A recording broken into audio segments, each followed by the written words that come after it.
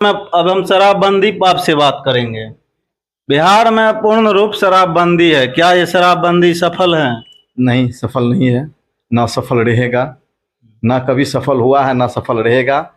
क्योंकि हमारे आसपास बिहार के जितने भी पड़ोसी राज्य हैं या देश हैं, सब में चालू है। तो आप जो चाहेंगे कि एक घर को हम सही कर लेंगे, ऐसा नहीं हो सकता। जब तक कि विश्व लेवल पर यह काम नहीं होगा, तब तक जो है बिहार की कोई भी यदि या किसी भी राज्य की कोई मंत्री चाहेंगे कि हम उस राज्य को पूर्ण रूप से स्वच्छ बना लेंगे, शराबबंदी बंद कर देंगे, ऐसा वो संभव है।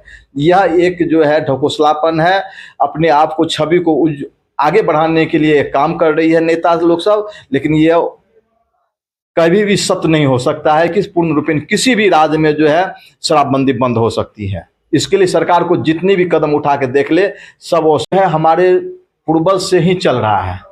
इसको कोई भी सरकार चाहेगी कि उसको बंद कर लें, वह अपने आप को कोई काम नहीं है। एक सरकार जो है अपना निराकरण निकालती है कि हम हाईलाइटेड कैसे हो, किसी तरह पब्लिक को मूवमेंट को चेंज कैसे करें।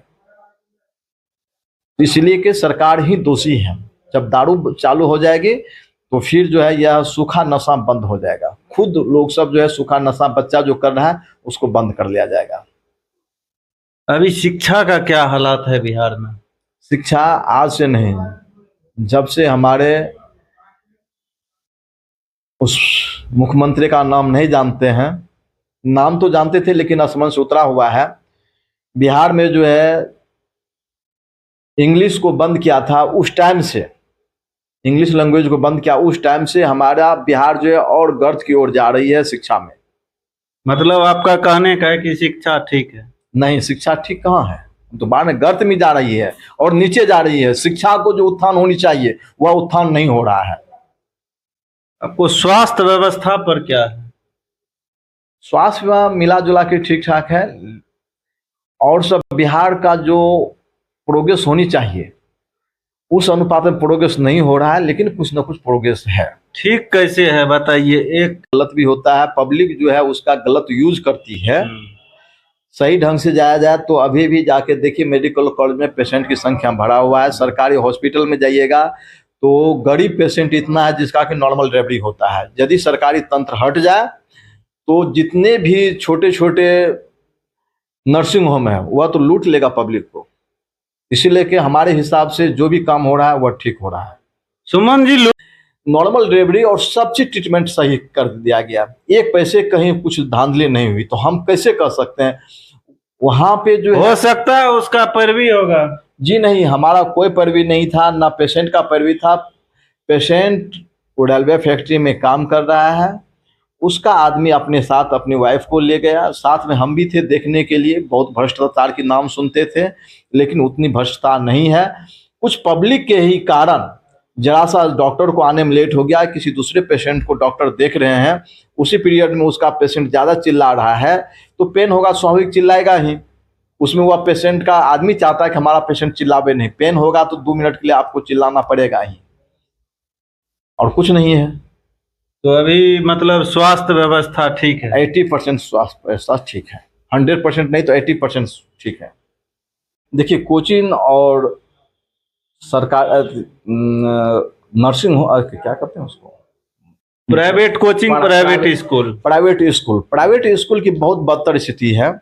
वह लोग वास्तव में पूर्ण रूपेण जो है पब्लिक को शोषण करने की काम करता है। यह शोषण नहीं होनी चाहिए, इस पर सरकार को अविलंब जो है ध्यान देना चाहिए।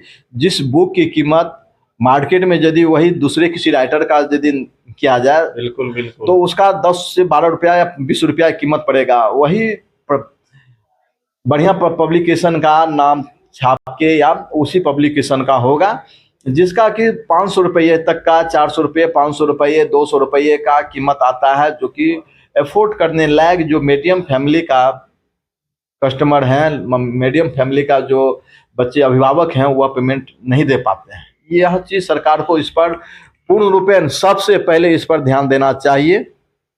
जितने भी प्राइवेट स्कूल है वह शोषण करती है। एक चीज और है सुमन जी कि मान के चलिए कि मेरा ही बच्चा, एग्जाम्पल ले लीजिए, मेरा बच्चा का एडमिशन हम करवाए फर्स्ट यानी पहला क्लास में, नेक्स्ट साल आया वो दूसरा क्लास में, लेकिन स्कूल से बोला जाता है कि इनका एनुअल भी फिर से जमा करना पड़ेगा, मतलब एडमिशन चार्ज। जी ये क्या सही है? देखिए, एनुअल चार्ज कम होनी चाहिए। एनुअल चार्ज तो लगेगा ही। एनुअल चार्ज का मीनिंग दो रंग का होता है। एक एनुअल चार्ज होता है जो कि आपका जो फंक्शन होती है, उस फंक्शन में जो रुपया लगता है वह एनुअल चार्ज के अंतर्गत आता है, और एनुअल चार्ज में जो है स्कूल की प्रोग्रेस के लिए लिया जाता है। लेकिन यहाँ पर जो एनुअल चार्ज लिया जाता है वह जितना होना चाहिए उससे दुगुना लिया जाता है। देखिए सुमन जी, अभी आदमी का आर्थिक स्थिति ठीक नहीं है, मतलब पॉकेट मनी ठीक नहीं है।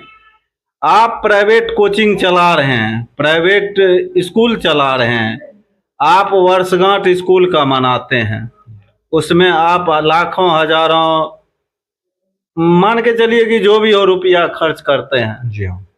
अगर वो खर्च ना करके बच्चे का जो है एडमिशन कॉपी किताब में माफ कर दीजिएगा, तो क्या ये सही रहेगा?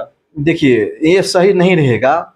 जो कल्चर प्रोग्राम होता है बच्चे के भविष्य के लिए क्या आता है कि कल्चर प्रोग्राम में कैसे आप कल्चर में भाग लेंगे। बच्चे का भविष्य कैसे कहिएगा? वहाँ आप 1000 बच्चे को दिखाते हैं, बच्चे के गार्जियन को दिखाते हैं, पब्लिक को दिखाते हैं। ये चीज नहीं होनी चाहिए, इसका हम विरोधी हैं।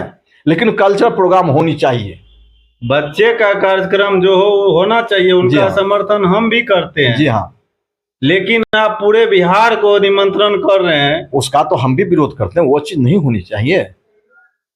तो ठीक है, अभी आप सुन रहे थे सुमन जी से। बाकी आपका इस वीडियो के बारे में क्या राय है?